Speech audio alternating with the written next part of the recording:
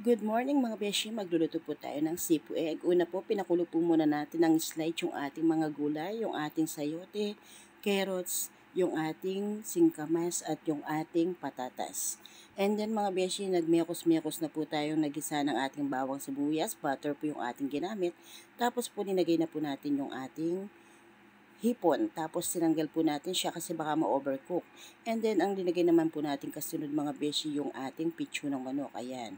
Para po siya hindi malansa, imimekos-mekos po natin gigisa at lalagyan ng asin mga beshi. And then naglagay din po tayo ng paminta para po pangkalahatang sangkap na po yan pag nalagay na po yung ating pinakulong bahagyang mga gulay. Tapos mga beshi, ayan, naglagay na po na tayo ng ham at saka po yung ating mushroom. Ayan. Gigisa din po natin siya para masama po sa paggigisa na hindi siya malansa mga beshi ko. Ayan. Ayan po yung sangkap ng ating sipu egg or mixed vegetable. Ayan po, hindi ko na napakita. Binus ko na po yung ating pinakulong vegetable at saka linagay na rin po natin yung ating green peas at saka yung ating mais wool corn. Ayan. Ayan po. Kaya po linagay na po natin lahat mga beshi dahil sakto na po sa kulo yung ating vegetable para po hindi siya ma-overcook. Hindi po kasi masarap yung overcook. And then, nilagay na rin po natin yung ating mga itlog ng pugo para masama din sa pakulo. At para hindi po sirain yung ating sipu egg. Kailangan masama din po siya sa pagpapakulo or sa pagluluto sa ating sipu egg.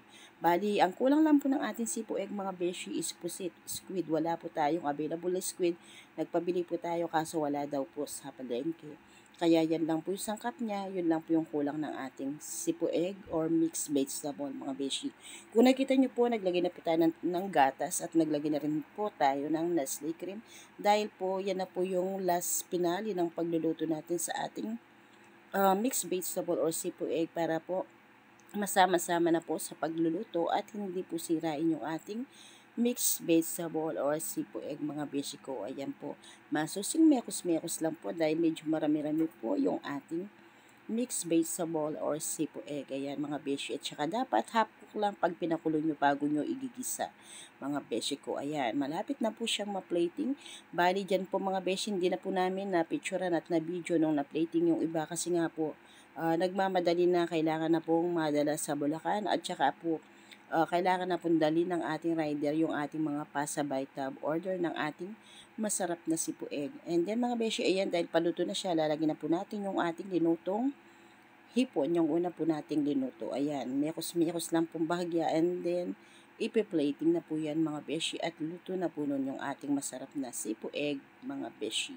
Ayan na po yung ating sipu egg. Medium tray po yan, small tray lang po yung aming pa-order. Naubusan po tayo ng small tray.